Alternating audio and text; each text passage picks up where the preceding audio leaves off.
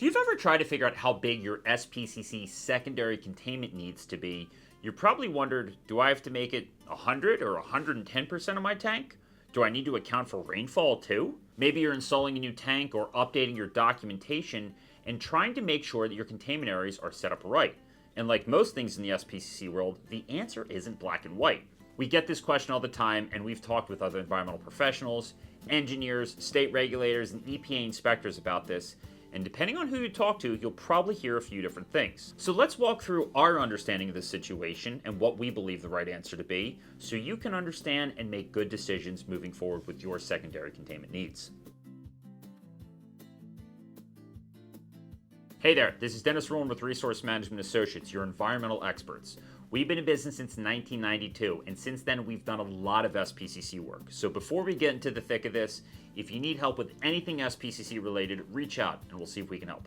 All right, let's get back to SPCC plans. At its core, these regulations require that your secondary containment is properly sized to prevent a discharge. That means that if your largest tank fails, the containment area needs to be able to hold all of that oil and keep it from escaping. That's the baseline. But once your containment is outdoors, there's another factor that comes into play: precipitation. And that's where things start to get a little more complicated. Now let's explain why the 110% storage doesn't always work outdoors. A lot of people are familiar with the 110% rule. It's simple and it's easy to understand. You take your largest tank and you just add 10%. So if you've got a 500-gallon tank, you build a containment area that supports 550 gallons. Now, that works very well in certain situations. In fact, for indoor or covered containment, it's a really solid approach. The problem is when that same logic gets applied outdoors to containment areas, it starts to break down. If rain starts to fall, that containment area is going to start to fill up, and now your available containment volume is shrinking before a spill even occurs. Now, this is where a lot of facilities get tripped up. We see this a lot in older SPCC plans, and a lot of times when dealing with older inspectors or older consultants. On paper, everything can look compliant. The 110% rule, in reality, it's not a huge problem. But the containment area may not actually function the way it's supposed to during a worst-case scenario. This is why the EPA prefers the 25-year, 24-hour storm event instead. So to account for the risk of an undersized containment area, most operations and EPA expectations are landing on what's called the 25-year, 24-hour storm event consideration. All that really means is that the amount of rain that your location could receive over a 24-hour period during a relatively rare but realistic storm event. It's not the absolute worst-case scenario imaginable, but it's a reasonable, designed for this benchmark, and you'll be covered.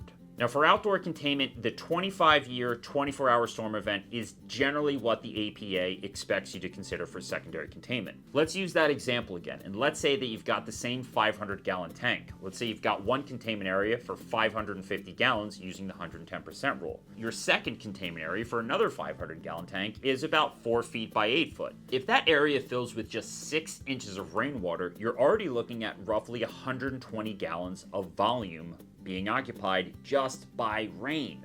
That's a big chunk of your capacity gone before anything even spills. So realistically, your containment area should be able to hold 500 gallons plus 120 gallons, and therefore be sized at about 620 gallons to be safe. Now that's a 70-gallon difference between the 110% secondary containment area and the 25-year, 24-hour consideration secondary containment area. And because of that, you can see how a single storm event could eat up freeboard pretty quickly, and that's why relying strictly on 110% for outdoor containment can fall short very easily.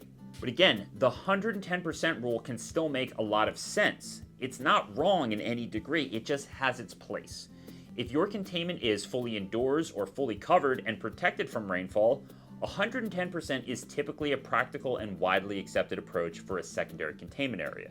But there's another detail that often gets overlooked when it comes to secondary containment, and that's displacement.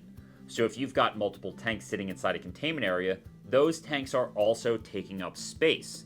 That means the actual volume available to hold a spill is less than the total volume of the containment area itself. So now you're juggling 3 things at once. You need enough capacity for the largest tank, you need to account for rainfall if you're outdoors, and you need to factor in the space being taken up by other containers or equipment. That metric is what we here at RMA recommend, and it lines up with what we've consistently heard from regulators, engineers, and other consultants out in the field. But if you think about it, why was 110% even allowed in the first place? We just looked at the numbers. It can be insufficient. So where did this number come from? Well, the short answer to why we weren't using the 25-year, 24-hour storm event data is it used to be a lot harder to find that information. Fast forward to today, and the landscape looks very different. Rainfall data is now easily and widely available online. In fact, we've got a link down below in the description of this video if you need to find your own rainfall data. And because of that, the expectations have shifted. The EPA knows that this information is easy to access, and when better data is readily available, the expectation is that you use it and you use that as your baseline. That's why in practice we consistently see regulators and inspectors leaning on the 25-year, 24-hour storm event as the appropriate benchmark for outdoor secondary containment, especially when it comes to sufficient freeboard for precipitation. If you're not confident in your setup or you're planning new containment and want to make sure you get it right, it's worth having someone take a look. Here at RMA, we've reviewed SPCC plans and containment systems all across the United States, and this is one of the most common things where we see facilities falling short. So what should your next steps be? You can start by going through our Learning Center on our website to get a clearer understanding of what's required and what might be missing. If cost is part of the question, we have a pricing calculator that can give you a pretty realistic range for updating or putting a new plan in place. And if you're sitting here thinking, I'm not even sure if I have this right or if I even need this, that's usually a sign that it's worth having a quick conversation. So you can either reach out to us online, over the phone, or you can schedule a video call with us at your convenience. At the end of the day, this isn't about jumping straight into a brand new document. It's about knowing where you and your facility stand compliance-wise. Because when people put SPCC off, it almost always comes back as a bigger, more stressful compliance issue down the road.